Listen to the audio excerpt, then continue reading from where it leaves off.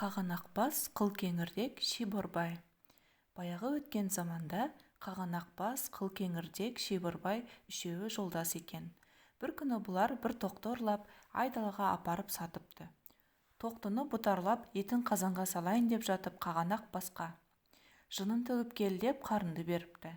Қағанақбас қарынды тысқа алып шыққанда, қара шыбын қарынға да, Қағанақбастың басына да қаптай үймелепті. Басындағы шыбынды қуырып қағамын деп, Қағанақбас қолын қағыс сілтеп, өзінің басын ұрып алыпты. Пияладай жұқа төбесі ойылып, шарана шекесі шарт кетіпті. Жұмыртқадай жұқа бас жарылып, жан беріпті.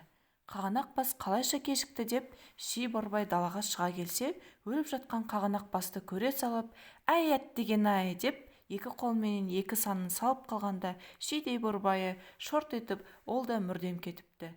Ши-борбайдың даусын естіп, қылкеңірдек сыртқа жүгіріп шығады да, өліп жатқан екі жолдасын көріп: «Ойбай, бауырларым-ай!» деп дауыстай бергенде, өзінің қылкеңірдегі қылғынып, тыныс ала алмай үзіліп кетіпті.